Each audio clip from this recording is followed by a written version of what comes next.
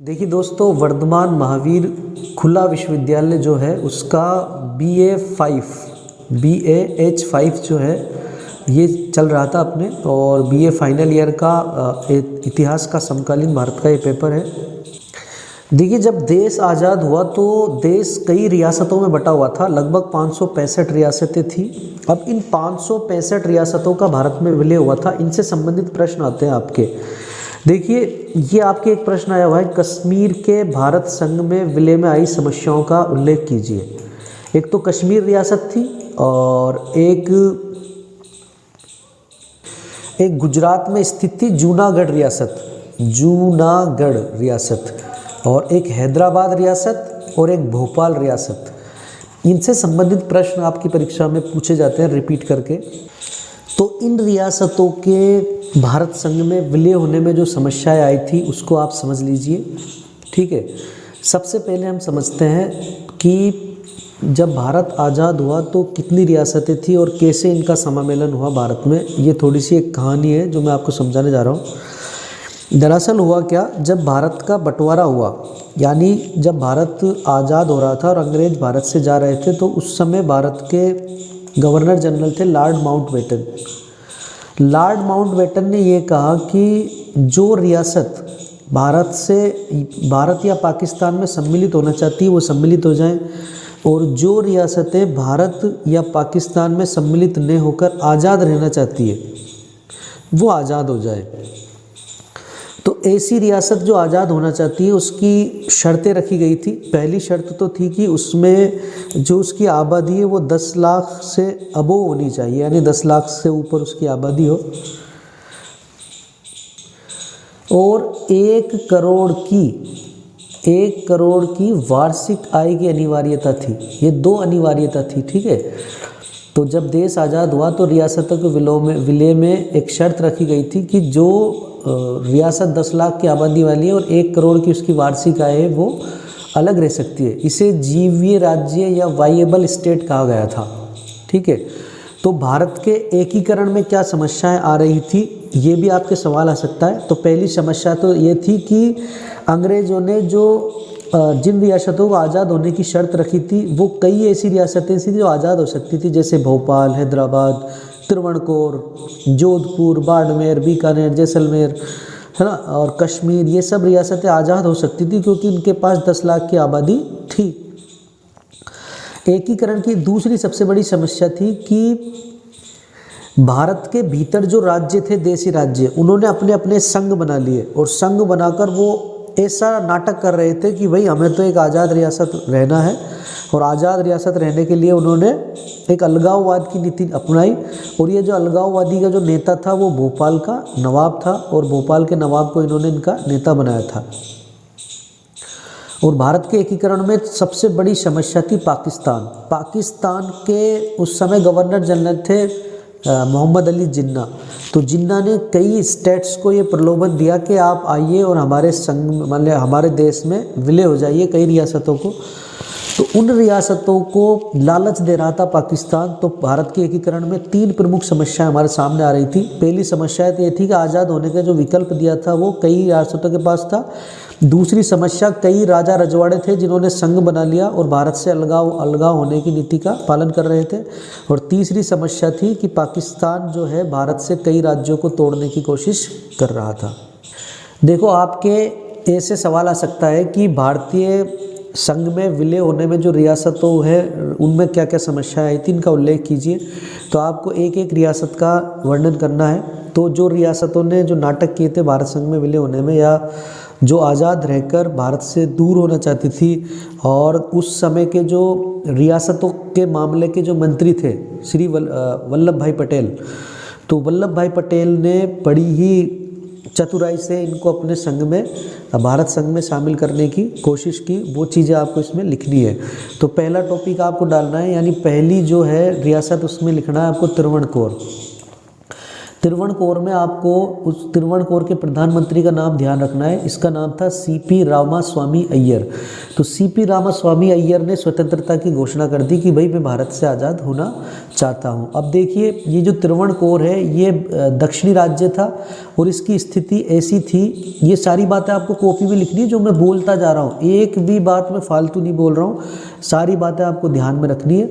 तो तिरुवनकोर एक ऐसा राज्य था दक्षिण का जो आज़ाद हो सकता था आराम से, है ना, यानी वो दक्षिण में था और उसके पास समुद्र था बहुत बड़ा, ठीक है, और भारत से आज़ाद होने की पूरी संभावनाएं थी उसकी, क्योंकि उसकी 10 लाख की आबादी भी थी, 1 करोड़ का उसका टर्नओवर भी था, ठीक है, और उसकी भौगोलिक कंडीशंस ऐसी थी तिरुवनकोर की कि वो आज़ाद हो जाए।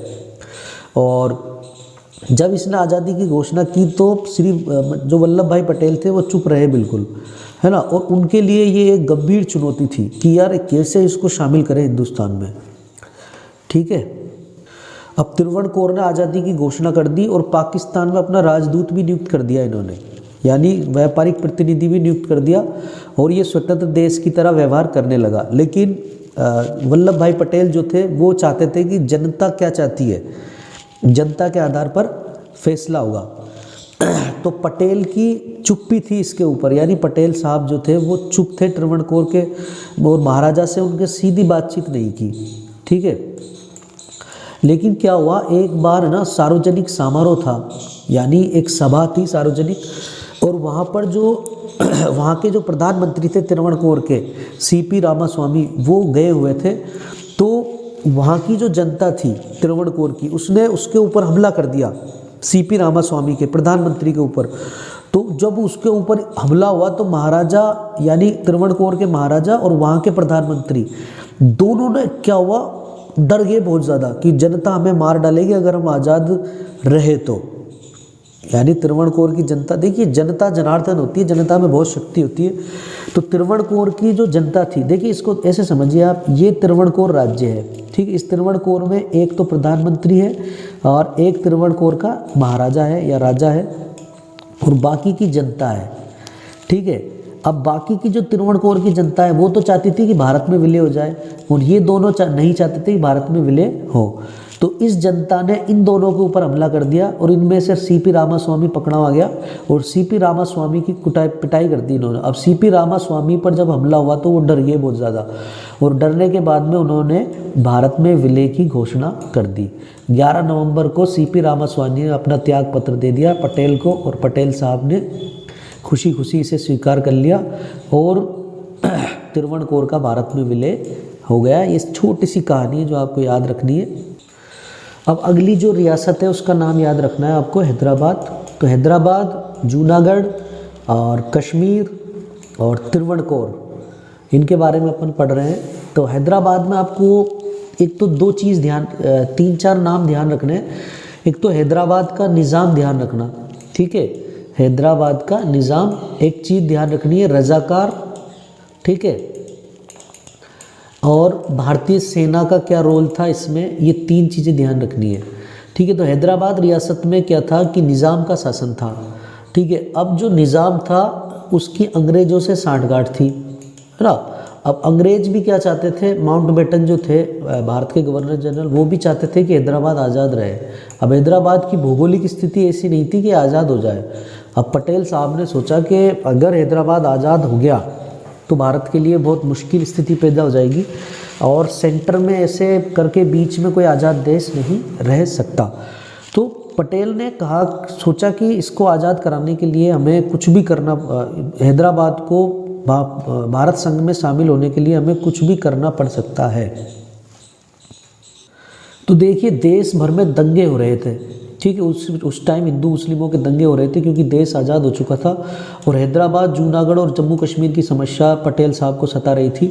हैदराबाद सबसे बड़ा राज्य था और हैदराबाद आराम से आज़ाद हो सकता था क्योंकि 10 लाख इसकी आबादी थी, ठीक है।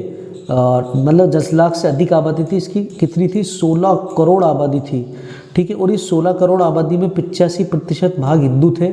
लेकिन हैदराबाद की जो सियासत थी या जो सरकारी सेवाएं थी वो सब मुस्लिमों के हाथ में थी।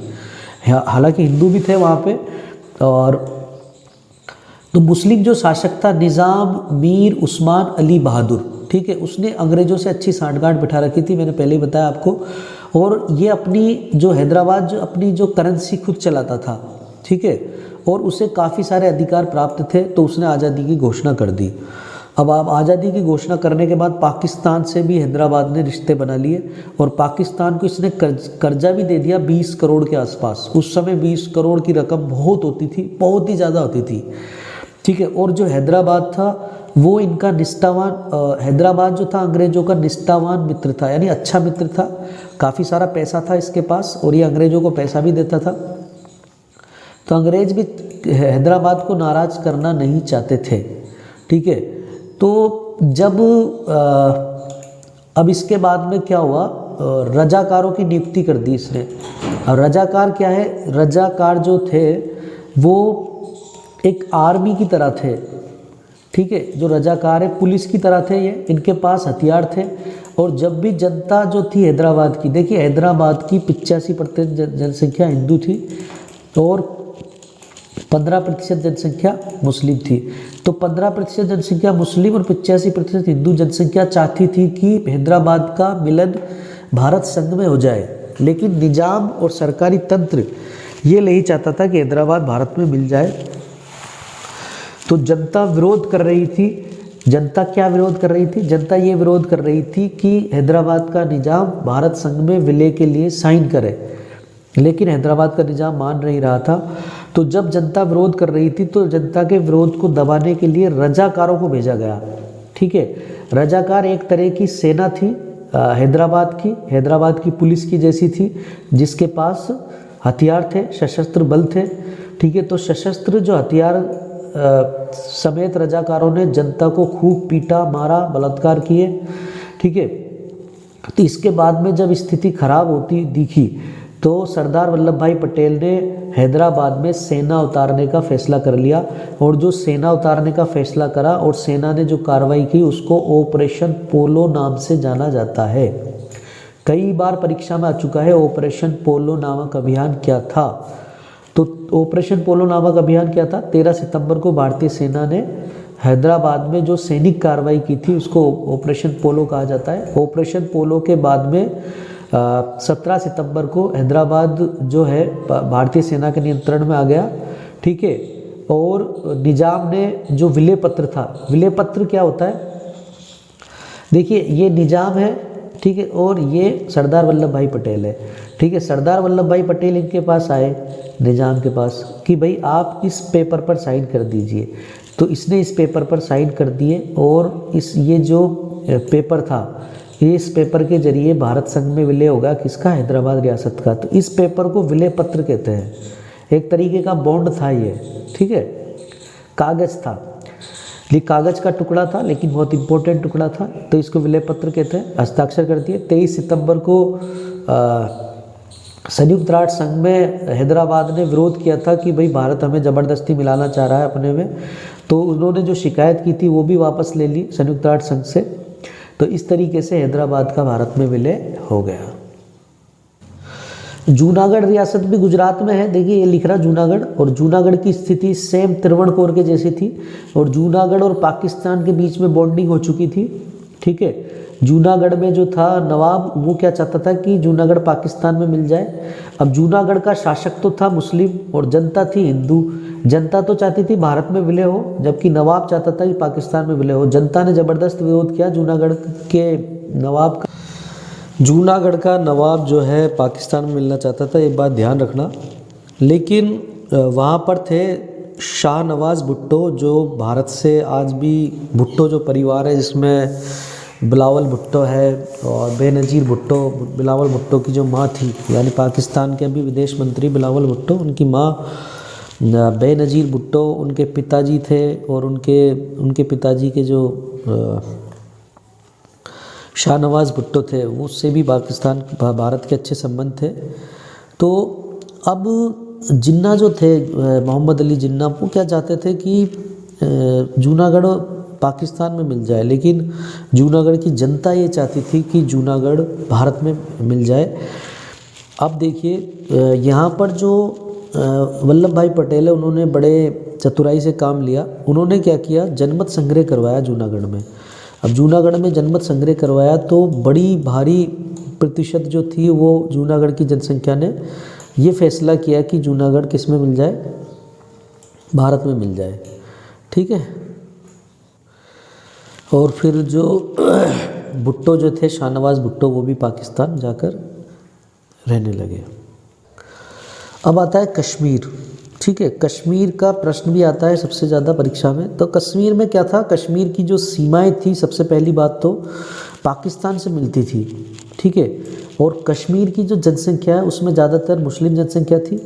ठीक है, हिंदू भी थे और लद्दाख में जो है बौद्ध भी थे। अब कश्मीर के महाराजा थे हरि सिंह, जो कि हिंदू थे। अब हरि सिंह जी ये नहीं चाहते थे कि जो कश्मीर है वो पाकिस्तान में मिले, और हरि सिंह ये भी नहीं चाहते थे कि जो कश्मीर है वो हिंदुस्तान में मिले। तो हरि सिंह जी क्या चाहते थे, हरि सिंह जी चाहते थे कि कश्मीर आज़ाद रहे। अब क्या हुआ, वहाँ का एक नेता था शेख अब्दुल्ला।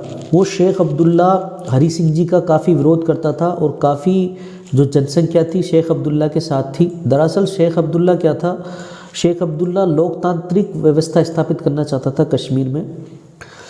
तो इसी के साथ क्या हुआ, एक ज़बरदस्त घटनाक्रम हुआ।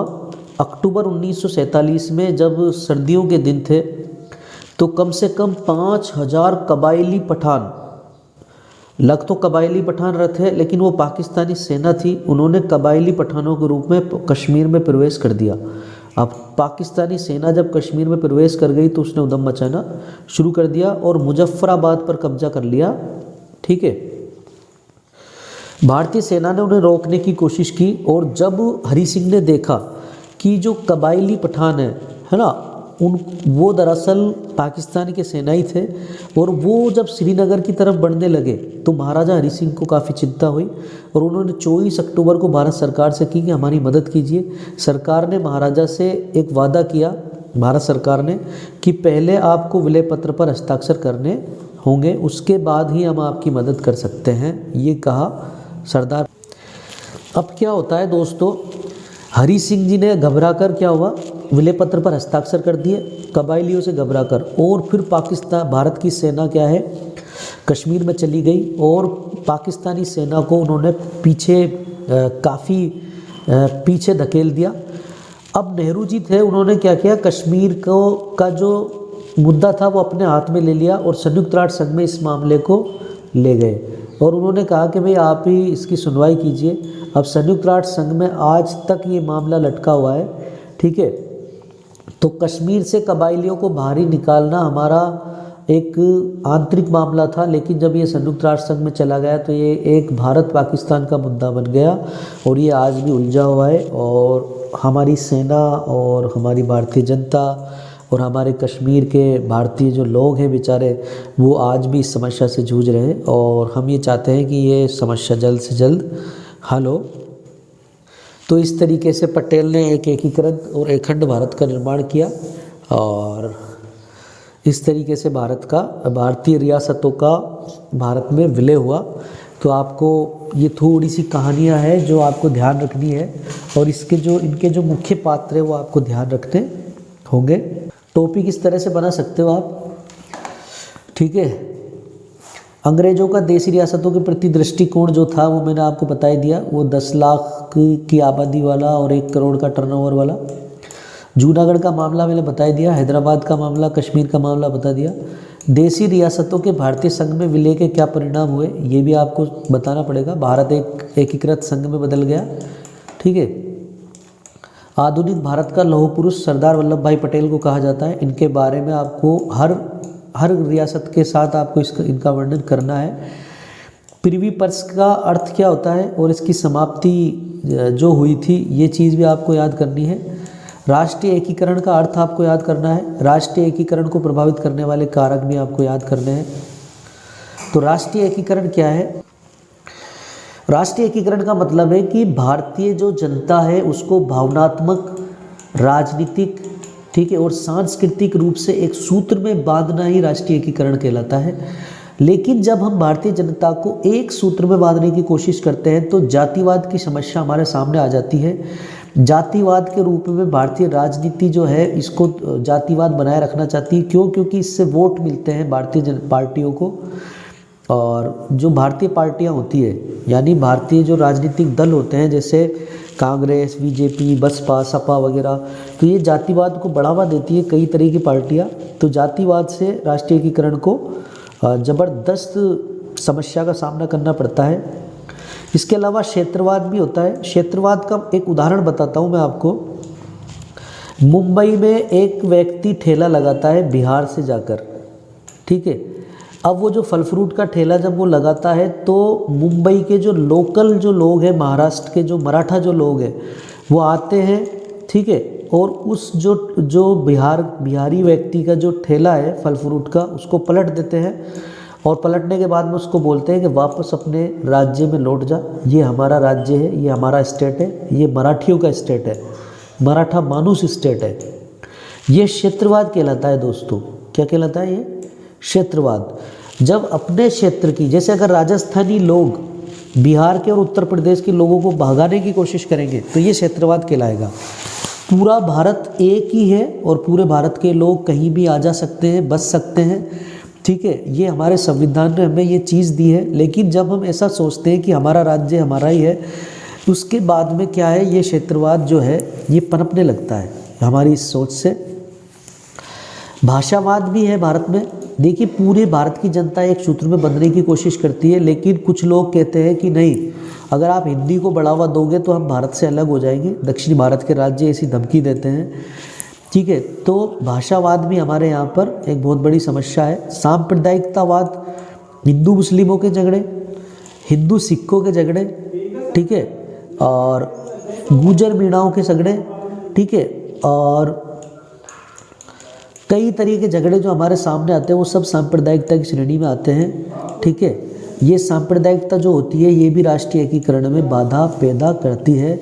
ये सब राष्ट्रीय एकीकरण की बाधाएं हैं। ये आपके बड़ा सवाल आता है राष्ट्रीय एकीकरण, इसमें आप काफ़ी सारे एग्जाम्पल्स दे के लिख सकते हो। अब जैसे आपने सांप्रदायिकता का टॉपिक डाल दिया तो भारत में जब जब भी दंगे होते हैं आप लिख सकते हो। जैसे सिखों को जब पीटा गया था 1984 में जब इंदिरा गांधी की हत्या हुई थी, ठीक है, तो वो भी सांप्रदायिकता की श्रेणी में आता है। इसके अलावा गुजरात में जो दंगे हुए थे वो भी सांप्रदायिकता की श्रेणी में आता है। इसके अलावा बार बार दंगे होते रहते हैं। अभी दिल्ली में हुए थे 2021 में हुए थे शायद, तो वो भी आप सांप्रदायिकता में लिख सकते हो। तो सांप्रदायिकता क्या है? राष्ट्रीय एकीकरण की चोट पहुंचाती है। मैं एक बार फिर बता रहा हूँ, भारतीय जनता को राजनीतिक, सांस्कृतिक और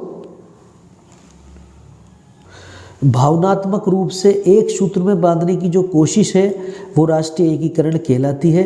राष्ट्रीय एकीकरण भारत को अखंड बनाए रखती है, ठीक है, और यही अखंडता को जब कोई चीज़ परेशान करती है तो वो राष्ट्रीय एकीकरण की बाधा करने वाले तत्व होते हैं। उनमें जातिवाद, क्षेत्रवाद, भाषावाद, सांप्रदायिकतावाद मुख्य है।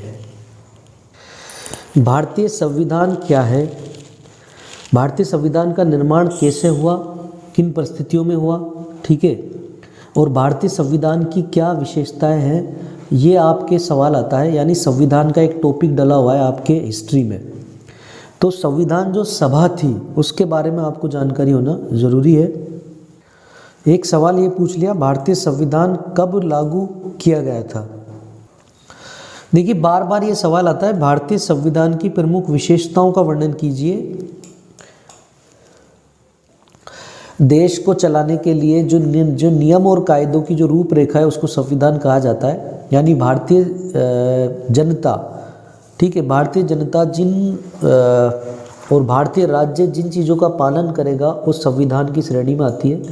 संविधान किसी देश के लिए काफ़ी इम्पोर्टेंट होता है। संविधान के जरिए उस देश के हालात पता चलते हैं कि उस देश में जनता को किस तरह की आज़ादी मिल रही है और किस तरह की जनता वहाँ पर कैसे जीवन यापन करेगी। ये सारी रूपरेखा संविधान में मिल जाती है। और संविधान को समझने से पहले प्रस्तावना को समझना होता है। किसी भी देश के संविधान में सबसे पहले प्रस्तावना होती है। इसी तरह भारतीय संविधान में प्रस्तावना है, ठीक है। इस प्रस्तावना में भारतीय संविधान को अगर जानना है तो प्रस्तावना से भारतीय संविधान को हम जान सकते हैं।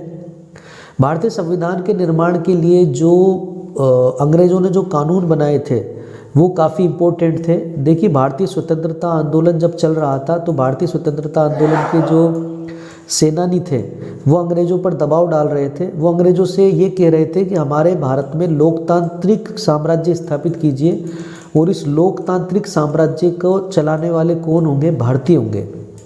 तो लोकतंत्र की स्थापना के लिए भारतीय संविधान से पहले 3 कानून बनाए गए, 1909 का कानून, 1919 का कानून और 1935 का कानून।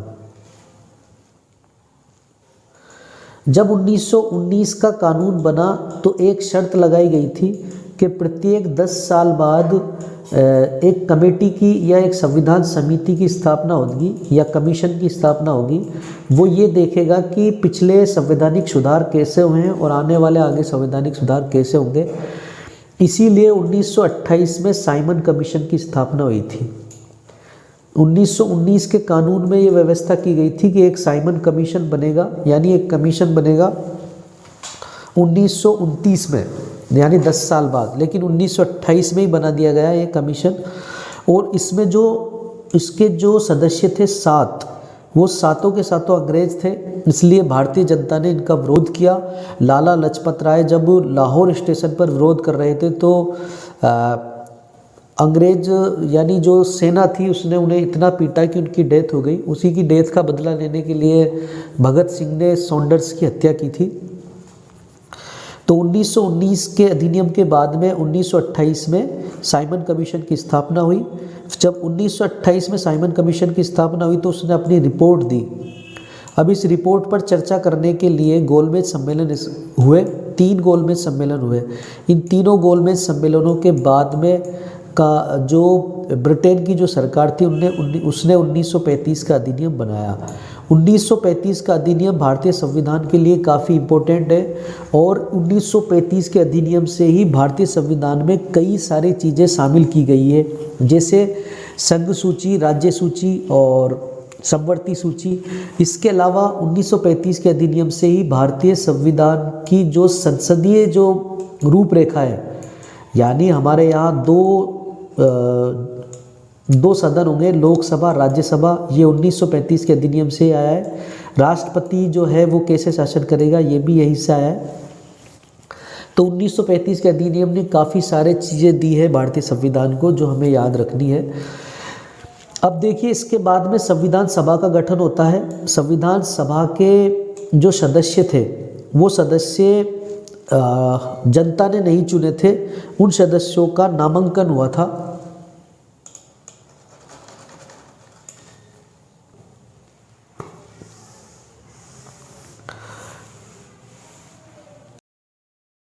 आपकी परीक्षा में जो सबसे इम्पोर्टेंट प्रश्न आता है ना, वो आता है भारतीय संविधान की मुख्य विशेषताओं के बारे में बताइए। तो देखिए, आपके सबसे लंबा संविधान और लिखित में संविधान है हमारे भारत का। देखिए, दुनिया में कहीं भी इतना बड़ा संविधान नहीं है जितना हमारा भारत का संविधान है। तो कई जो आलोचक होते हैं संविधान के, वो ये कहते हैं कि भारतीय संविधान इतना टिपिकल है और इतना लंबा है कि वकीलों का स्वर्ग कहलाता है ये, और वकीलों को खूब कमाई होती है इसमें, ऐसा बोला जाता है। और कई देशों के संविधान क्या है, मौखिक होते हैं। जैसे ब्रिटेन का संविधान लिखा हुआ नहीं है, लेकिन हमारे भारत का संविधान लिखा हुआ है। इसी तरह अमेरिका का संविधान भी लिखित में है। अब हमारे संविधान को हमने लिखित में इसलिए लिया है क्योंकि भारतीय जनता काफ़ी बड़ी सारी है, 121 करोड़ से बड़ी आबादी है, अब तो और भी बढ़ गई होगी। तो इतनी बड़ी आबादी को संविधान मौखिक समझाना बहुत डिफ़िकल्ट हो जाता, और भारत में भ्रष्टाचार भी काफ़ी लपक के पाया जाता है। तो हमने संविधान को लिखित में बनाया ताकि भारतीय जनता आराम से इसको पढ़ सके, समझ सके और संविधान का दुरुपयोग ना हो। ठीक है भाई, ऐसे ऐसे चीज़ें लिखी हुई है और इसी हिसाब से भारत को चलाना है। अगर इससे और हम सबसे बड़ी बात क्या है कि भारत में जो है एक तानाशाह की स्थापना नहीं हो, यानी भारत पे ऐसी शक्तियाँ हावी नहीं हो जो भारत को वापस राजतंत्र की ओर ले जाए। इसलिए लिखित में संविधान भी जरूरी था और हमने हमारे भारत का संविधान लिखित में लिया हुआ है। ये सारी बातें आपको भारतीय संविधान की मुख्य विशेषताओं में लिखनी है। सबसे पहला टॉपिक सबसे लंबा संविधान डालना है, दूसरा लिखित संविधान डालना है, फिर तीसरा टॉपिक डालना है विभिन्न स्रोतों से लिया गया संविधान। देखिए भारतीय संविधान को उधार का संविधान भी कहा जाता है। क्यों? क्योंकि कई सारी चीज़ें हमने उधार में ली है। जैसे 1935 के अधिनियम से हमने कई सारी चीज़ें ले ली। इसके अलावा हमने अमेरिका से, संयुक्त राज्य अमेरिका से हमने मूल अधिकार ले लिए। इसके अलावा हमने आयरलैंड से नीति निर्देशक तत्व ले लिए। इसके अलावा हमने जर्मनी से आपातकालीन जो सिस्टम है वो ले लिया, ठीक है। और हमने ऑस्ट्रेलिया से भी कई सारी चीज़ें ली है, जैसे संघ सूची, राज्य सूची और समवर्ती सूची। इस तरीके की सूचियों का जो डिसीजन है वो हमने लिया है। तो कई सारी चीज़ें हैं जो हमने कई विदेशों से ली है, इसलिए इसको उधार का संविधान भी कहा जाता है। भारतीय संविधान के बारे में कहा जाता है कि ये कठोर भी है और लचीला भी है। कठोर तो इसलिए कहा जाता है क्यों? क्योंकि भारतीय संविधान में संशोधन करना आसान नहीं है। देखिए भारतीय संसद है, संसद का मतलब क्या है? संसद का मतलब होता है लोकसभा, राज्यसभा और राष्ट्रपति।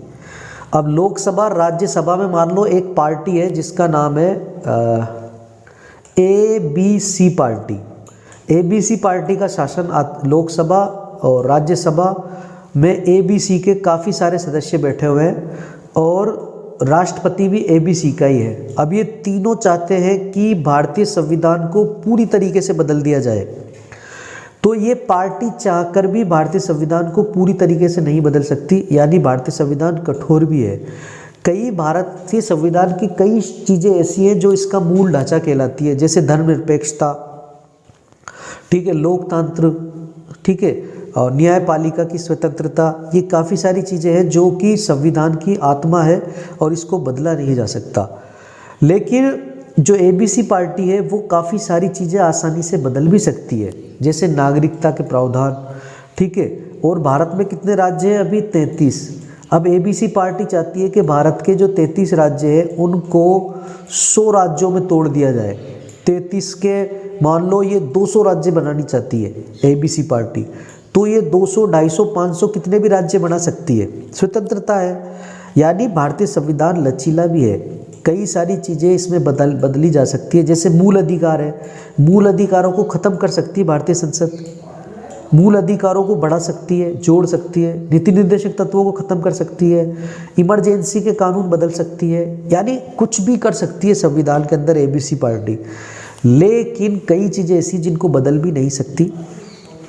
तो भारतीय संविधान में कई चीज़ों को बदलना आसान है और कई चीज़ों को बदलना आसान नहीं है, इसलिए भारतीय संविधान कठोर भी है और लचीला भी है। भारतीय संविधान संहिता जो है उसको अपनाता है। संहिता का मतलब होता है कि भारतीय संविधान ये कहता है कि भारत में एक केंद्र होगा, उस केंद्र में जो राजनीतिक मुखिया है वो प्रधानमंत्री होगा, ठीक है। इसके अलावा राज्यों में मुख्यमंत्री शासन करेंगे, जैसे राजस्थान में मुख्यमंत्री होगा, ठीक है, उत्तर प्रदेश में मुख्यमंत्री होगा, ठीक है। और जो केंद्र शासित प्रदेश है वहाँ भी अगर विधानसभा है तो मुख्यमंत्री होगा, और विधानसभा नहीं है तो वहाँ पर उपराज्यपाल होंगे या प्रशासक होंगे, ठीक है। तो भारतीय संविधान संहिता की श्रेणी में आता है। इसका मतलब ये है कि भारत जो राज्य है वो राज्यों का संघ होगा। भारत राज्य क्या होगा? यानी भारत जो स्टेट है वो क्या होगा? राज्यों का संघ होगा। राज्यों से मिलकर, ये राज्यों से मिलकर क्या बना होगा? भारत संघ बना होगा। इसको ऐसे समझिए आप कि एक ये टब है, इस टब में 33 बॉल पड़ी हुई है। कितनी बॉल है? 33 बॉल, 33। तो ये जो टब है ये क्या है? भारत है, ठीक है। और ये जो 33 बॉल है ये क्या है? स्टेट्स हैं, राज्य हैं, ठीक है। तो इन 33 बॉल और ये जो टब है इससे मिलकर क्या बन गया? भारत बन गया। एकात्मकता के कई सारे लक्षण हैं भारतीय संविधान में। एकात्मकता का मतलब है अगर जैसे कोई स्टेट चाहता है कि भारत से अलग हो जाए तो वो अलग नहीं हो सकता। भारत के संविधान ने कई ऐसी सारी चीज़ें दी है जो भारत को एक सूत्र में बांधे हुए हैं, यानी भारतीय संविधान में एकात्मकता के लक्षण मौजूद है। जैसे ये भारतीय संघ है और इस संघ में कई सारे स्टेट है, ये सारे स्टेट है। अब इसमें अपन एक स्टेट उठा लेते हैं, जैसे अपन ने उठा लिया पंजाब। पंजाब ये चाहता है कि भारतीय संघ से अलग होकर ये एक अलग देश बन जाए, ठीक है। तो क्या पंजाब ऐसा कर सकता है? नहीं कर सकता। भारतीय संविधान में कई सारी चीज़ें ऐसी दी है जो पंजाब को भारत से जोड़े रखने में मदद करती है, जैसे इमरजेंसी, आपातकाल वगैरह हो गया। अगर पंजाब ऐसा करता है तो अपन पंजाब में आपातकाल लगा सकते हैं और आपातकाल लगाने के बाद पूरा जो प्रशासन है वो भारत के नियंत्रण में आ जाएगा, मुख्यमंत्री का जो शासन है वो खत्म हो जाएगा। तो ये एकात्मकता के लक्षण मौजूद है। संविधान ने सरकार का संसदीय रूप जो है वो डिसाइड कर दिया। अब सरकार का संसदीय रूप क्या होता है ये आपको पता होना जरूरी है। तो सरकार का संसदीय रूप ये होता है कि भारत में लोकसभा, राज्यसभा और राष्ट्रपति होंगे। लोकसभा जो है उसमें भारतीय जनता सेलेक्ट करके मेंबर्स भेजेगी, उन्हें लोकसभा सदस्य कहा जाएगा, द मेंबर ऑफ पार्लियामेंट कहा जाएगा, यानी उन्हें एमपी कहा जाएगा, ठीक है। अब ये जो लोकसभा सदस्य होंगे, ठीक है, ये केंद्र का प्रतिनिधित्व करेंगे, लेकिन एक राज्यसभा भी होगी। इस राज्यसभा में राज्यों का प्रतिनिधित्व करने के लिए, है ना, सदस्य बनाए जाएंगे, उन्हें राज्यसभा सदस्य कहा जाएगा। अब ये जो राज्यसभा सदस्य होंगे वो विधानसभाएं जो होंगी राज्यों में, उन राज्यों की विधानसभाएं इन राज्यसभा सदस्यों को चुन चुन कर भेजेगी। अब जैसे राजस्थान की विधानसभा से 10 सदस्य हमने चुनकर भेज दिए राज्यसभा में, तो ये 10 सदस्य कौन है? राज्यसभा सदस्य हैं। इसी तरह सरकार का संसदीय रूप होगा और जो भारत में जो होगा उसमें एकीकृत और स्वतंत्र न्यायपालिका होगी। एकीकृत न्यायपालिका का मतलब ये है, जैसे मान लो कि सवाई माधोपुर की कोर्ट है, ठीक है, इस सवाई माधोपुर की कोर्ट में एक रूल चल रहा है, ठीक है। अब उस रूल जो चल रहा है वो सुप्रीम कोर्ट ने एक डिसीजन दे दिया, वो रूल कहाँ चल रहा है? सवाई माधोपुर में। सुप्रीम कोर्ट कहाँ है? दिल्ली में। दिल्ली से ये रूल कहाँ चल रहा है? राजस्थान, और राजस्थान से कहाँ चल रहा है? सवाई माधोपुर में। तो ऐसे करके एकीकृत न्यायपालिका बनी हुई है। अगर सर्वोच्च न्यायालय चाहे तो राजस्थान की हाई कोर्ट से कोई भी केस को अपने पास मंगा सकती है, और अगर राजस्थान की हाई कोर्ट चाहे तो कोई भी केस को सवाई माधोपुर से अपने पास मंगा सकती है, ठीक है। यानी सुप्रीम कोर्ट, हाई कोर्ट और ये जो जिला सेशन कोर्ट होती है, ये सारी एक सूत्र में बंधी हुई है। इसको बोलते हैं अपन एकीकृत न्यायपालिका। इसके अलावा हम बोलते हैं स्वतंत्र न्यायपालिका। स्वतंत्र न्यायपालिका का मतलब क्या होता है? स्वतंत्र न्यायपालिका का मतलब होता है कि न्यायपालिका के जो जजेज वगैरह की नियुक्ति होगी वो सरकार नहीं करेगी। जजेज वगैरह की नियुक्ति न्यायपालिका खुद ही करेगी, यानी इससे न्यायपालिका की स्वतंत्रता बनी रहेगी। अगर जजों की नियुक्ति सरकार करेगी तो सरकार क्या है कि न्यायपालिका को प्रभावित करने की कोशिश करेगी। इसका मतलब ऐसे समझिए, और ये उदाहरण आपको परीक्षा में भी लिखना है। जैसे मान लो कि कोई मुख्यमंत्री है, उस मुख्यमंत्री के प्रभाव से हाई कोर्ट का कोई जज जो है वो चुना जाता है। अब मुख्यमंत्री ने भ्रष्टाचार कर दिया 10,000 करोड़ रुपए का। अब इस मुख्यमंत्री का केस हाई कोर्ट में चल रहा है। अब इसने जिस जज की नियुक्ति करी थी उसने क्या किया? इसको क्लीन चिट दे दी। किसको? मुख्यमंत्री को। अब मुख्यमंत्री को जब क्लीन चिट दे दी तो मुख्यमंत्री आज़ाद हो गया। अब तो ये कुछ भी कर सकता है भाई। तो इसलिए जजेज की जो नियुक्ति होती है उसमें मुख्यमंत्री, प्रधानमंत्री या कोई भी MP, MLA वगैरह जो भी है, उनकी नियुक्ति से इन्हें दूर रखा गया है ताकि सरकार की निगरानी हो सके, सरकार पर कंट्रोल किया जा सके और सरकार के भ्रष्टाचार को इनको रोका जा सके। तो स्वतंत्र और न्यायपालिका की जो स्वतंत्रता है वो बनाए रखी गई है। इसके अलावा स्वतंत्रता का एक मतलब और है। इसका मतलब ये है कि ये जो जजेज वगैरह होते हैं ना, इनकी सैलरी सरकार नहीं देती। इनकी सैलरी सरकार की साइन से इनकी सैलरी नहीं दी जाती। इसके अलावा मौलिक अधिकार दिए गए हैं। देखिए, जब बच्चा आज़ाद पैदा होता है तो कई चीज़ें ऐसी होती है जो ईश्वर उन्हें देता है, जैसे जीवन जीने का अधिकार, स्वच्छ वायु का अधिकार। इसके अलावा हमारा भारतीय संविधान भी ये सारे अधिकार देता है, इन्हें हम मूल अधिकार कहते हैं, मौलिक अधिकार कहते हैं। भारतीय संविधान ने कई तरह के अधिकार दिए हैं, जैसे संघ बनाने का अधिकार, किसी भी धर्म को मानने का अधिकार, आने जाने का अधिकार, ठीक है, विचरण का अधिकार, किसी भी व्यापार को करने का अधिकार। तो ये सारे अधिकार मौलिक अधिकारों की श्रेणी में आते हैं। हमारे संविधान ने मूल कर्तव्य भी बनाए हैं। हमारे संविधान का जो मूल ढांचा है वो धर्मनिरपेक्षता लिए हुए है, यानी भारतीय संविधान किसी भी धर्म का पक्ष नहीं लेता और ना ही किसी धर्म का विरोध करता है। इसलिए भारतीय संविधान क्या है, धर्मनिरपेक्ष है। संविधान एकल नागरिकता प्रदान करता है भारतीय संविधान, यानी भारत के जो सभी नागरिक हैं उनकी एक ही नागरिकता होगी, यानी भारतीय नागरिकता। जबकि अमेरिका में ऐसा सिस्टम नहीं है दोस्तों। ये मान लो पूरा अमेरिका है और इस अमेरिका में मान लो 50 स्टेट है। कितने स्टेट है? 50 स्टेट है। अभी इस स्टेट के जो राज्य होते हैं, है ना, उन राज्यों की नागरिकता इनको अलग मिलती है और अमेरिका की नागरिकता अलग मिलती है, यानी 2 नागरिकता मिलती है अमेरिका में। जैसे मान लो अमेरिका में एक स्टेट है बी स्टेट, यानी कैलिफोर्निया। मान लो अमेरिका में कैलिफोर्निया की नागरिकता अलग मिलेगी और अमेरिका की नागरिकता अलग मिलेगी, 2 नागरिकता हो गई। लेकिन भारत में ऐसा नहीं है। भारत में राजस्थान की नागरिकता नहीं मिलती, भारत में डायरेक्ट भारत की नागरिकता मिलती है। भारत में उत्तर प्रदेश की नागरिकता नहीं मिलती, भारत में भारत की नागरिकता मिलती है। इसको बोलते हैं अपन एकल नागरिकता।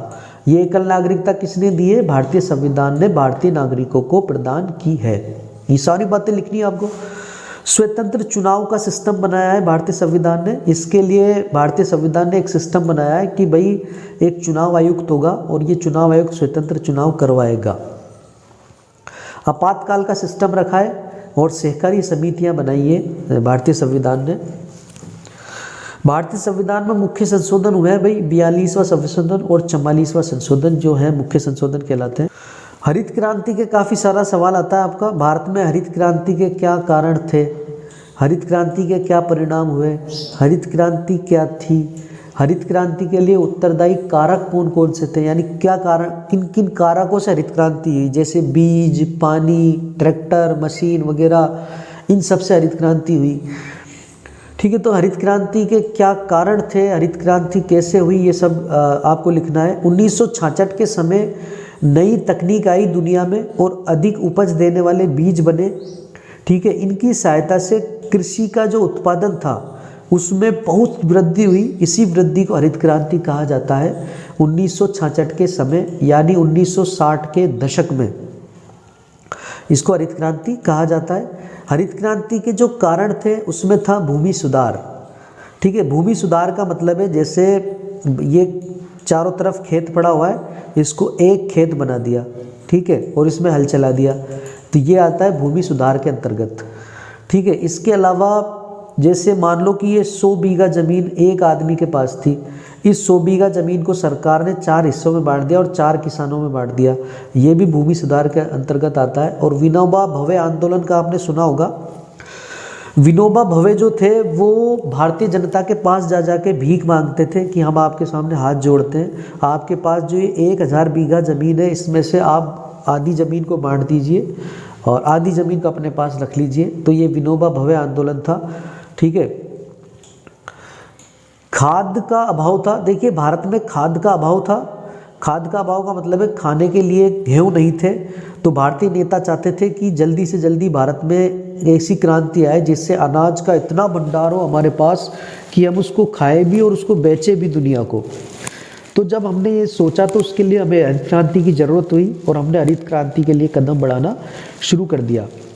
हमारे ऊपर अंतर्राष्ट्रीय दबाव था उस समय 1960 के दशक में।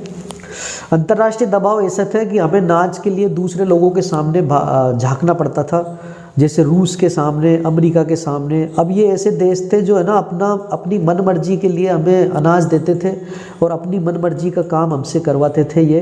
तो भारत के ऊपर अंतर्राष्ट्रीय दबाव था। इस अंतर्राष्ट्रीय दबाव के जरिए हमें अनाज, गेहूँ, सरसों खुद पैदा करनी थी, हमें चावल वगैरह। तो हरित क्रांति के की विशेषताएं क्या थी या हरित क्रांति के कारक क्या थे जिनसे हरित क्रांति उत्पन्न हुई, ये परीक्षा में आता है। आपको ये सारी चीज़ें याद करनी है।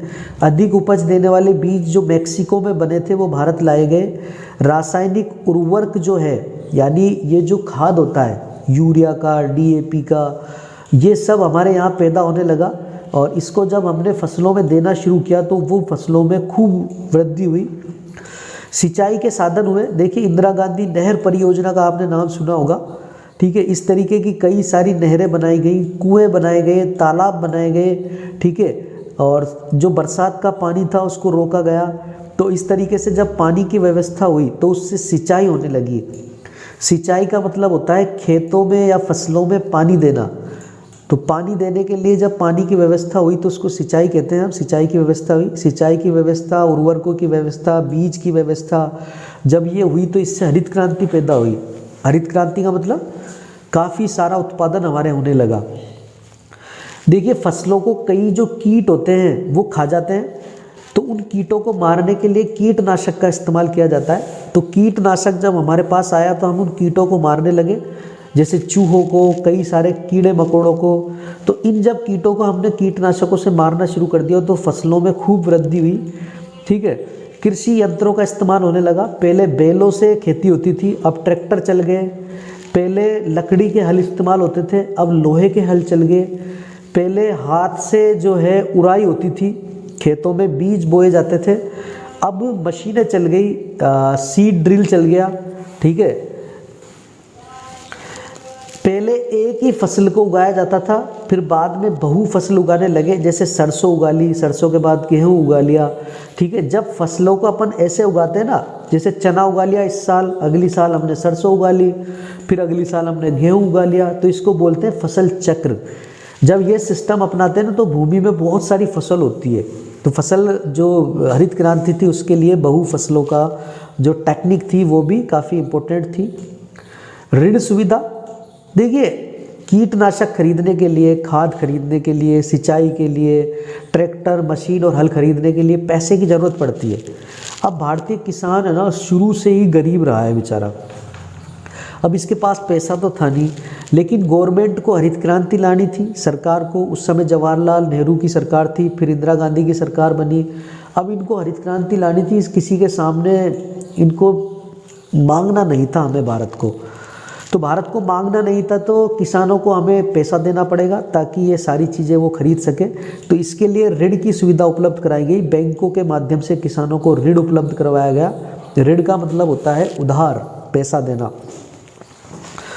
इसके बाद में जो मृदा थी, मिट्टी थी, उसका परीक्षण किया गया और मिट्टी का परीक्षण करने के बाद में यानी मिट्टी में ये देखा गया कि उसे किस किस चीज़ की ज़रूरत है, जैसे कितना कीटनाशक लगेगा, कितना खाद लगेगा।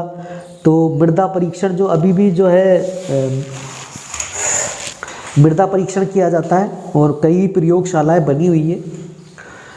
और देखिए जो बिजली थी वो बिजली गांव-गांव में और खेतों में पहुंचाई गई। बिजली के पहुंचने से क्या हुआ, जो कुओं का जो पानी था, नहरों का जो पानी था, वो मोटरों की सहायता से खेतों में पहुंचाने जाने लगा। यानी सिंचाई किसकी सहायता से होने लगी, बिजली की वजह से। तो ग्रामीण इलाकों में जब विद्युतीकरण हुआ तो उससे भी हरित क्रांति को सहायता मिली। फसलों की कीमत बढ़ी, ठीक है, एमएसपी का सिस्टम आया। तो एमएसपी के सिस्टम से फसलों की कीमत बढ़ने से किसान उन्नत सपने देखने लगे। हरित क्रांति के क्या प्रभाव हुए, यानी जब हरित क्रांति हुई तो इसके क्या रिजल्ट आए। जैसे आप परीक्षा दोगे, परीक्षा देने के बाद आपका जो रिजल्ट आएगा, ठीक है, उसको प्रभाव भी बोलते हैं हम। तो हरित क्रांति के जो रिजल्ट आए वो क्या थे, कृषि उत्पादन खूब बढ़ा और इतना अन्न पैदा हुआ यहाँ पर कि हमारा पेट तो भर ही गया, इसके अलावा हमें विदेशों को बेचना भी पड़ा हमारा गेहूँ। और कई जो एफसीआई के गोदाम होते थे उसमें कई टन गेहूँ सड़ जाता था, काफ़ी सारा उत्पादन हुआ। किसान जो है वो अमीर हो गए, यानी किसानों की समृद्धि बढ़ी, किसान अच्छा जीवन जीने लगे। खाद्यान्न यानी खाने की जो कमी थी वो पूरी हो गई और जो लाभ जो था वो लाभ बढ़ा। भारतीय जनता का जो जीवन स्तर था उसमें सुधार हुआ। उद्योग धंधों की स्थापना हुई, रोजगार के अवसर बढ़े। और जब खेती बढ़ी तो पशुपालन बढ़ा, पशुपालन बढ़ा तो दूध बढ़ा, दूध बढ़ा तो डेयरी उद्योगों की स्थापना हुई। काफ़ी सारी चीज़ें आप एक दूसरे से जोड़कर लिख सकते हो। पशुपालन बढ़ा तो मांस का उत्पादन बढ़ा, मांस का उत्पादन बढ़ा तो हमने मांस विदेशों में सप्लाई करना शुरू कर दिया। और जब हरित क्रांति बढ़ी तो राजनीति भी बढ़ी, क्षेत्रवाद भी बढ़ा। क्षेत्रवाद और राजनीति में काफ़ी अच्छा संबंध है, मैं आपको बाद में बताऊंगा। हरित क्रांति के दोष क्या थे, यानी हरित क्रांति हमने कर तो दी, लेकिन देखिए जब हम कोई भी काम करते हैं तो उसका अच्छा और बुरा परिणाम दोनों हमारे सामने आता है। तो हरित क्रांति का ये जो था ये तो अच्छा परिणाम था और ये बुरा परिणाम था। देखिए हरित क्रांति ने क्या है, गेहूं और चावल के ऊपर ज़्यादा फोकस किया, तो गेहूं और चावल ही ज़्यादातर पैदा होने लगे, बाकी फसलों की गौण वृद्धि हुई, यानी बाकी फसलों की उत्पादन कम हो गया। हरित क्रांति हरियाणा और पंजाब और दिल्ली के आसपास के केंद्रों तक सीमित थी, बाकी जो भारत था उसमें हरित क्रांति नहीं पहुंच पाई। इसने क्षेत्रीय असमानता को पैदा किया। इसका मतलब ये है कि हरियाणा, पंजाब और उत्तर प्रदेश के किसान तो मालामाल हो गए, लेकिन कई और राज्य थे जैसे महाराष्ट्र, राजस्थान, ठीक है, मध्य प्रदेश, यहाँ के किसान गरीब ही बने रहे। तो क्षेत्रीय असमानता पैदा हुई, इससे आर्थिक असमानता पैदा हुई। पंजाब, उत्तर प्रदेश और हरियाणा के किसानों के पास खूब पैसा बढ़ गया और वो अमीर हो गए, लेकिन राजस्थान, मध्य प्रदेश, कर्नाटक, दक्षिण के जो किसान थे उनके पास पैसा नहीं था, वो गरीब बने रहे। हरित क्रांति ने रोजगार तो दिए, लेकिन बेरोजगारी भी साथ ही दी उसने। इसे ऐसे समझिए जैसे मान लो कि एक खेत में 40 मजदूर काम करते थे और जब ट्रैक्टर आया तो एक ही आदमी एक ट्रैक्टर को चलाने लगा और ये 40 जो मजदूर थे वो इनकी मजदूरी जो थी वो ख़त्म हो गई, यानी 39 लोग बेरोजगार हो गए। तो बेरोजगारी को भी बढ़ावा दिया हरित क्रांति ने, प्रदूषण को बढ़ावा दिया हरित क्रांति ने, राजनीति का खेल खेला हरित क्रांति ने। एफसीआई के गोदाम जो थे वो सड़ गए, मिट्टी को नुकसान पहुंचा यूरिया से, डीएपी से, कीटनाशकों से, ठीक है। और जो भूमि का जो जल है, यानी अब ज़मीन के अंदर का जो पानी है उसका भी प्रदूषण जो है उसका काफ़ी दोहन हुआ। दोहन का मतलब है जैसे एक खेत में सिंचाई किससे होने लगी, कुएं से, तो कुएं से जब सिंचाई होने लगी तो ज़मीन के अंदर से पानी निकाला गया और पानी निकाल के उसमें खेत में छोड़ा गया, तो इससे जो भूमिगत जो जल था वो कम होने लगा, है ना। तो ये चीज़ें आपको इसमें लिखनी है। भारतीय विदेश नीति के निर्धारक तत्वों की व्याख्या कीजिए। ये देखिए विदेश नीति से संबंधित प्रश्न आपके परीक्षा में पूछा जाता है, इसको और समझ लो। पहले तो ये समझिए विदेश नीति क्या है। किसी भी राष्ट्र द्वारा अपने हित साधने के लिए अन्य राष्ट्रों के साथ जो संबंध बनाए जाते हैं उन्हें विदेश नीति कहते हैं। भारत को अपना हित साधना है, इसके लिए वो अमेरिका से भी संबंध बनाएगा, रूस से भी संबंध बनाएगा, पाकिस्तान से भी बनाएगा, बांग्लादेश से भी बनाएगा, ठीक है। तो भारत का अपने हित साधने के लिए जिन साधनों का इस्तेमाल किया जाता है उनको विदेश नीति कहा जाता है। विदेश नीति क्रिकेट के जरिए भी हो सकती है, विदेश नीति पैसे के जरिए भी हो सकती है। विदेश नीति कहीं भूकंप आता है या कोई आपदा आती है तो सहायता जो पहुंचाई जाती है, डॉक्टर्स, पैसे, दवाई वगैरह, वो भी विदेश नीति की श्रेणी में आता है, ठीक है। तो विदेश नीति का कोई एक रूप नहीं है, विदेश नीति के कई रूप हैं जो हमारे सामने आते हैं। तो दोस्तों किसी भी टॉपिक को बड़ा माइंड बनाकर समझिए। जब आप बड़ा माइंड बनाकर समझोगे तो आपको किसी भी किताब को पढ़ने की आवश्यकता ही नहीं पड़ेगी और आप बिना पढ़े आंसर दे सकते हो और उससे नंबर भी ज़्यादा आते हैं परीक्षा में। रटे रटाई चीज़ों से नंबर कम आते हैं। रूस के और यूक्रेन के बीच में लड़ाई हो रही है, ठीक है। अमेरिका क्या चाहता है कि भारत रूस का विरोध करे संयुक्त राष्ट्र संघ में, लेकिन भारत विरोध नहीं कर रहा। ये विरोध नहीं करना भी विदेश नीति की श्रेणी में आता है दोस्तों। इसके अलावा मिल्खा सिंह आपने मूवी देखी होगी। मिल्खा सिंह में भारत के और पाकिस्तान के बीच में दौड़ करवाई जाती है, ठीक है। तो ये जो दौड़ करवाने का जो सिस्टम है ये भी, यानी जो खेल है ये भी विदेश नीति की श्रेणी में आता है, ठीक है। इसके अलावा जैसे श्रीलंका में तमिल विद्रोह हो रहा था, ठीक है। अब श्रीलंका में जो तमिल विद्रोह हो रहा था उसको दबाने के लिए राजीव गांधी ने सेना भेजी थी, ये भी विदेश नीति की श्रेणी में आता है। इसके अलावा अफ्रीका में हमारी कई सारी सेना पड़ी है, जो वहाँ के देशों को में लोकतंत्र की स्थापना के लिए हम काम कर रहे हैं, तो ये भी विदेश नीति की श्रेणी में आता है। तो विदेश नीति कई इतने सारे पक्ष लिए हुए हैं विदेश नीति, जो हम इस सवाल में लिखने वाले हैं। भारत की विदेश नीति के निर्धारक तत्व कौन कौन से हैं? तो जो चीज़ें भारत की विदेश नीति को आज बनाए हुए हैं उनमें सबसे बड़ी चीज़ है गुटनिरपेक्षता। देखिए, द्वितीय विश्व युद्ध हुआ, द्वितीय विश्व युद्ध के बाद में ये अमेरिका और ये संयुक्त राष्ट्र रूस का जो सोवियत संघ था वो, तो सोवियत संघ और अमेरिका के पक्ष और विपक्ष में जो है पूरा विश्व बट गया, ठीक है। इधर तो सोवियत संघ के आसपास के जो इलाके थे वो सब सोवियत संघ के साथ आ गए, जैसे चीन हो गया, रूस हो गया और कजाकिस्तान हो गया, ये सारे जो स्टेट्स थे ये रूस के साथ थे। जबकि यूरोप हो गया, ऑस्ट्रेलिया हो गया, न्यूजीलैंड हो गया, है ना, ये सब किसके साथ थे? अमेरिका के साथ थे। तो कई जो देश थे वो रूस के साथ थे और कई देश अमेरिका के साथ थे। ये जब दो भागों में बट रहा था विश्व, तो इसको बोलते थे द्विध्रुव व्यवस्था, यानी दो ध्रुवों वाली व्यवस्था। लेकिन भारत ने क्या किया? भारत ने कहा कि हमें ना तो इस गुट में शामिल होना है ना इस गुट में शामिल होना है।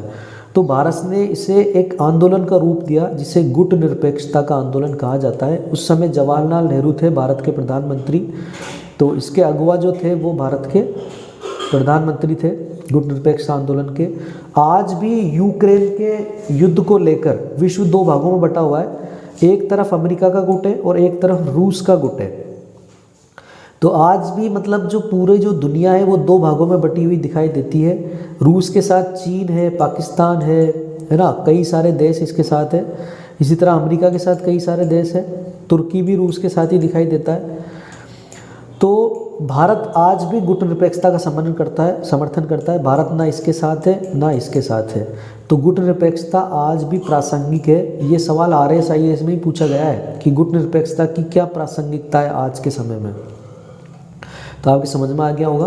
पंचशील सिद्धांत, देखिए चीन के और भारत के बीच में एक समझौता हुआ था जिसे पंचशील सिद्धांत कहते हैं। इस समझौते के जरिए भारत ने ये कहा था चीन से कि भाई हम चलाकर एक दूसरे पर आक्रमण नहीं करेंगे। हालांकि चीन ने इस पंचशील सिद्धांत का उल्लंघन किया और भारत पर आक्रमण कर दिया था। निशस्त्रीकरण का मतलब होता है किसी भी देश के पास जो हथियार है उनको नष्ट करना, इसको निशस्त्रीकरण कहा जाता है।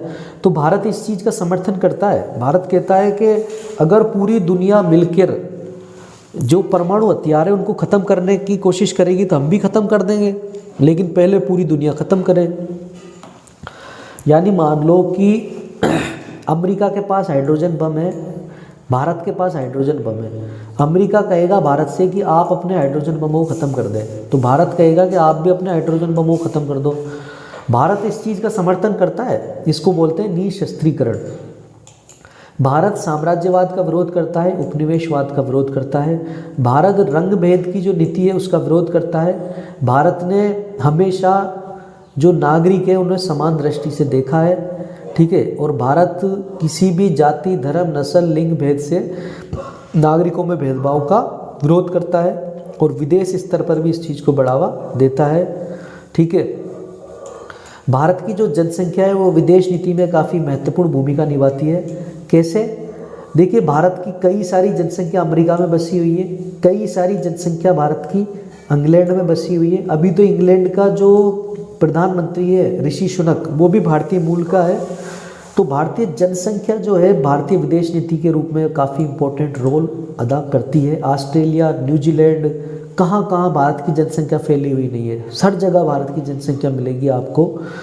और भारत के ऐसे ऐसे नौजवान और माइंडेड साइंटिस्ट वगैरह, खेलने वाले लोग ऐसे ऐसे मौजूद हैं कि वो भारतीय विदेश नीति को प्रभावित करते हैं। इससे हमारे और दूसरे देशों के बीच में मधुर संबंध बनते हैं। भारत और कतर हो गया, भारत के पड़ोसी देशों के जो साथ संबंध है वो भारत पड़ोसी देशों से के साथ अच्छे संबंध बनाकर रखता है और एक भाई की जैसी भूमिका निभाता है भारत।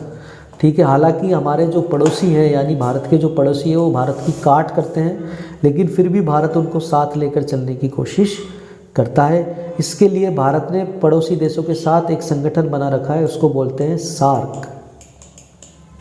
ये सारी चीज़ें आपको टॉपिक बना बनाकर लिखनी है।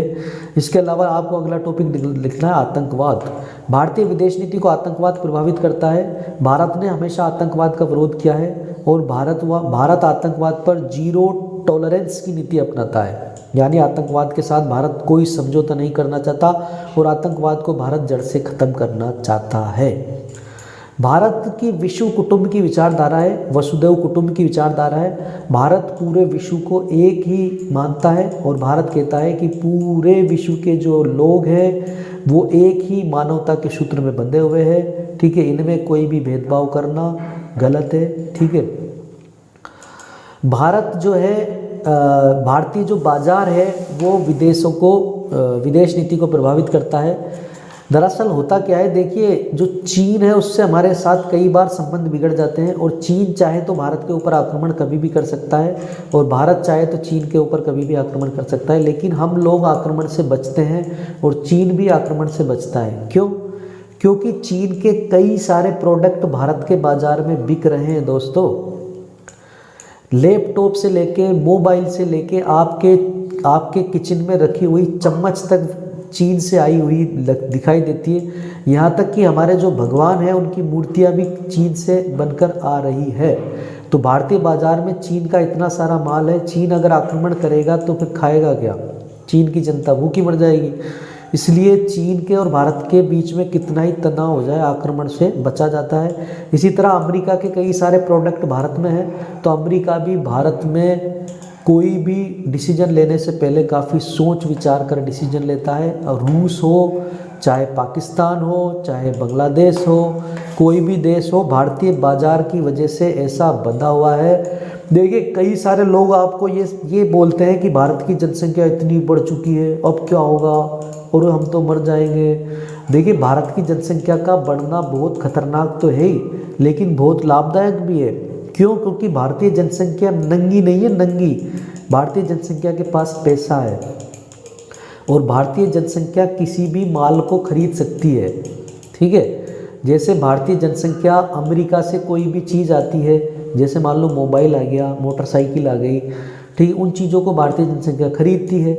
मैं होंडा की मोटरसाइकिल चलाता हूँ, होंडा की मोटरसाइकिल कहाँ से आती है? जापान से, तो जापान का प्रोडक्ट है। आप वीवो का मोबाइल चलाते हो तो वीवो का मोबाइल कहाँ से आता है? चाइना से। इसके अलावा आप नोकिया का मोबाइल चलाते हो, नोकिया का मोबाइल कहाँ से आता है? यूरोपीय देशों से। तो भारतीय बाज़ार इतना बड़ा बाज़ार है। भारतीय जनसंख्या जो पैसे वाली जनसंख्या है, काफ़ी इम्पोर्टेंट जनसंख्या है भारतीय बाज़ार की, जो भारतीय बाज़ार को बनाती है। तो भारतीय बाज़ार की वजह से कई बड़ी बड़ी जो शक्तियाँ हैं विश्व की वो हमारे सामने घुटने टेक देती है। तो भारतीय बाज़ार भी विदेश नीति में काफ़ी इम्पोर्टेंट भूमिका निभाता है। वैश्विक संगठनों में भारत की जो भूमिका है वो काफ़ी इम्पोर्टेंट है। संयुक्त राष्ट्र संघ हो, चाहे विश्व व्यापार संगठन हो, चाहे कोई भी और संगठन हो, उसमें भारत की भूमिका काफ़ी इम्पोर्टेंट होती है, काफ़ी बड़ी भूमिका होती है। इसलिए भारतीय जो विदेश नीति है वो काफ़ी महत्वपूर्ण रोल अदा करती है दुनिया में। ये देखिए आपकी जो क्रिश्चियन बैंक है वर्धमान महावीर खुला विश्वविद्यालय की, उसमें ये सवाल दे रखा है गुट निरपेक्ष आंदोलन। गुट निरपेक्ष आंदोलन काफ़ी बार परीक्षा में आ चुका है, इसके बारे में समझ लो। दुनिया के देश मुख्य तौर पर दो हिस्सों में बट गए थे। कुछ देश अमेरिका के साथ थे और कुछ देश सोवियत रूस के साथ थे। इसे शीत युद्ध का दौर कहा जाता था। ठीक है, इस शीत युद्ध के दौर में जब विश्व दो भागों में बटा हुआ दिखाई देता था तो भारत ने किसी भी गुट में शामिल होने से इनकार कर दिया। ठीक है, और भारत का ये इनकार करना ही गुट निरपेक्ष आंदोलन की शुरुआत माना जाता है। इस गुट निरपेक्ष आंदोलन का भारत करता धरता था। भारत के साथ जो और देश थे उसमें युगोस्लाविया था। ठीक है, इसके अलावा घाना था। तो घाना के राष्ट्रपति एनक्रुमा और युगोस्लाविया के राष्ट्रपति सुकर्णो और मिस्र के राष्ट्रपति कर्नल नासिर और भारत के प्रधानमंत्री जवाहरलाल नेहरू ने मिलकर गुटनिरपेक्षता आंदोलन की नींव रखी और इसका पहला सम्मेलन 1961 में बेलग्रेड में आयोजित किया गया था। इससे पहले एशियाई सम्मेलन हुआ था नई दिल्ली में 1947 में, जिसमें पूरे विश्व को भाईचारा बनाए रखने की अपील की गई थी। फिर इसके बाद में बार्डुंग शिखर सम्मेलन हुआ था 1955 में। इस बार्डुंग शिखर सम्मेलन में ही गुटनिरपेक्ष आंदोलन की नींव रखी जा चुकी थी, लेकिन सबसे पहला जो सम्मेलन था वो 1961 में हुआ था।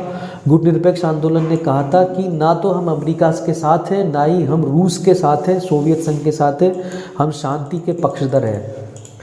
एक सवाल आपके सार्क के बारे में भी आता है। सार्क का नाम है दक्षिणी एशियाई क्षेत्रीय सहयोग संगठन। ठीक है, सार्क का परिचय ये है कि सार्क में जो अफगानिस्तान, पाकिस्तान, नेपाल, भूटान, बांग्लादेश, भारत, श्रीलंका और मालदीव देश है, उन्होंने मिलकर 1985 में इसकी स्थापना की थी। इसके सदस्य देशों की संख्या 8 है।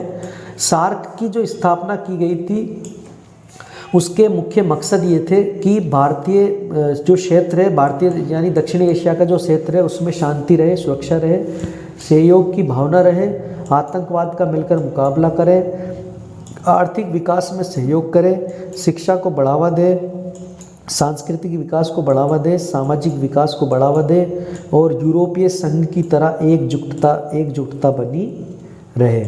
लेकिन सार्क अपने उद्देश्य में सफल नहीं हो पाया। यूरोपीय संघ की तरह हमारे यहाँ एकजुटता नहीं हो पाई। क्यों? क्योंकि हमारे आस पड़ोस में कई बड़े सारे नहर है। नहर का मतलब बड़े बड़े देश हैं, जो कई हमारे आसपास के जो पड़ोसी राष्ट्र हैं उनको बहलाते फुसलाते रहते हैं। जैसे नेपाल और पाकिस्तान और भूटान को चीन अपने कब्जे में लेने की कोशिश करता है, यानी फुसलाने की कोशिश करता है। इसके अलावा श्रीलंका को भी अपनी ओर करने की कोशिश करता है और भारत से विरोध करवाने की कोशिश करता है। सार्क की क्या क्या उपलब्धियां थी और सार्क की क्या असफलताएं हैं, ये दोनों चीज़ें आपको याद करनी है, ये टॉपिक्स बना के लिखना है। सार्क ने क्षेत्रीय विकास को बढ़ावा दिया, बातचीत के लिए मंच प्रदान किया, स्वस्थ सहयोग को बढ़ावा दिया, अंतरिक्ष सहयोग को बढ़ावा दिया, पड़ोसी देशों के साथ नज़दीकियाँ बढ़ाने में सफल हुआ। इसके अलावा ये सब इसकी असफलताएं हैं। आतंकवाद को बढ़ावा मिला, असहयोग की भावना ने नदी जल विवाद हुए, लिट्टे की स्थापना हुई, परमाणु बमों के विकास हुए, क्षेत्रीय असंतुलन का विकास हुआ, ड्रग्स की सप्लाई बढ़ी रही। कृषि सुधारों के ऊपर भी आपका प्रश्न आता है। कृषि सुधार का अर्थ क्या है? स्वतंत्रता के बाद कृषि सुधार की आवश्यकता क्यों महसूस हुई? कृषि सुधार कैसे किया गया, है ना? और भूदान आंदोलन क्या था? विनोबा भावे का जो आंदोलन था वो भूदान आंदोलन था, मैंने पहले भी बताया। तो कृषि सुधार क्या थे? कृषि सुधार का मतलब है कि जब देश आज़ाद हुआ तो देश की आज़ादी के बाद जो भारत की जो कृषि भूमि थी वो कई तरह की समस्याओं का सामना कर रही थी। जैसे बिचौलिया थे, ठीक है, जोतों की सीमाबंदी नहीं थी, चकबंदी नहीं थी, सहकारी खेती नहीं होती थी, ठीक है। तो भारत देश जब आज़ाद हुआ तो उसके बाद खेतों की चकबंदी करना और जोतों की स्थापना करना और बिचौलियों की समाप्ति करने के लिए जो आंदोलन चलाए गए उन्हीं को कृषि सुधार की श्रेणी में रखा जाता है और इसे कृषि सुधार कहा जाता है। स्वतंत्रता के बाद कृषि सुधार की आवश्यकता इसलिए महसूस हुई क्योंकि भारतीय जो किसान थे वो गरीब थे। भारतीय किसानों के पास, कई किसानों के पास भूमि नहीं थी, भूमिहीन किसान थे। इसके अलावा भारत और पाकिस्तान के बीच में जब बंटवारा हुआ तो पाकिस्तान से कई लोग भारत आए। भारत आने के बाद में उनके पास ना रहने के लिए घर था और ना ही खेती के लिए ज़मीन थी। तो जब तक कृषि सुधार नहीं होता तो इनको ज़मीन भारत सरकार कहाँ से देती? कृषि सुधार के बाद भारत ने कई सारी ज़मीनें जो पाकिस्तान से लोग आए थे उनके नाम कर दी। तो कृषि सुधार की आवश्यकता इसलिए महसूस हुई। इसके अलावा हमारे पास खाने की कमी थी, अनाज नहीं था, सरसों नहीं थी, चावल नहीं थे, अकाल पड़ते थे, कई जनता भूखी मर जाती थी। तो इस समस्या से सामना करने के लिए हमें कृषि सुधारों की आवश्यकता महसूस हुई। इसके बाद में तीसरा टॉपिक डालना है, कृषि सुधार कैसे किया गया। बिचौलियों की समाप्ति की गई, जोतों की सीमाबंदी की गई, चकबंदी की गई, सहकारी खेती को बढ़ावा दिया। अगला टॉपिक डालना है भूदान आंदोलन। ठीक है, भूदान आंदोलन क्या था? 1950 के दशक में विनोबा भावे ने नलगोंडा से लेकर इस आंदोलन की शुरुआत की थी। इसके जरिए उन्होंने जो बड़े बड़े किसान थे उनसे कहा कि अपनी जो भू है यानी अपनी जो ज़मीन है उनको दान कीजिए उन किसानों को जिनके पास ज़मीन नहीं है, इसीलिए इसको भूदान आंदोलन कहा जाता है। ठीक है दोस्तों, औद्योगिकरण का अर्थ आप बता ही दोगे। औद्योगिकरण का मतलब होता है कि जब गाँव में शहरों में उद्योगों को बढ़ावा दिया जाता है तो औद्योगिकरण का अर्थ होता है। औद्योगिकरण की कई नीतियाँ हैं, 1948, 56, 69, 86, 91 की नीतियाँ हैं, ये सब आपको एग्जाम में लिखनी है। भारतीय स्वतंत्रता आंदोलन में महिलाओं की काफ़ी बड़ी भागीदारी थी, इससे लेकर आपकी परीक्षा में सवाल आता है। तो स्वतंत्रता आंदोलन में लिंग भेद नहीं था। गांधी जी के साथ दांडी यात्रा में कई महिलाएं शामिल थी। गांधी जी के साथ 1942 का जो भारत छोड़ो आंदोलन था उसमें सरोजनी नायडू, सुचेता कृपलानी, कस्तूरबा गांधी, राधिका दवे, देवी, ये सब शामिल थी। सूर्य सेन ने जब क्रांति की थी तो महिला क्रांतिकारी भी उसके साथ शामिल थी। भगत सिंह के साथ भी कई महिला क्रांतिकारी शामिल थी। भगत सिंह ने जब सॉन्डर्स की हत्या की तो भगत सिंह को निकालने के लिए कई महिलाओं ने भागीदारी की थी। नेताजी सुभाष चंद्र के साथ भी कई महिला क्रांतिकारी थी, इसीलिए नेताजी सुभाष चंद्र बोस ने अपनी सेना में एक झांसी रेजिमेंट की स्थापना की थी। उत्तरी पूर्वी भारत में महिला क्रांतिकारी थे कई, जिनमें रानी गेडनल्यू थी। मात्र ये 13 साल की थी शायद या 7 साल की थी, मुझे कंफर्म ध्यान नहीं है। जवाहरलाल नेहरू ने इनसे मुलाकात भी की थी और 7-8 साल ये जेल में भी रही थी। विदेशों में कई भारतीय महिलाओं ने अपना क्रांतिकारी योगदान दिया और कई विदेशी महिलाएं थी जो भारत में आकर स्वतंत्रता आंदोलन में सक्रिय योगदान कर रही थी, जिनमें एनी बेसेंट, मीराबेन वगैरह थी। इस वीडियो को मुख्यतः जो है वो वर्धमान महावीर खुला विश्वविद्यालय का जो HI5 जो पेपर है ये वाला, इसके लिए बनाया गया है, BA फाइनल ईयर के लिए मुख्यतः। तो बच्चे इसको ध्यान में रखें और इसको पढ़ें।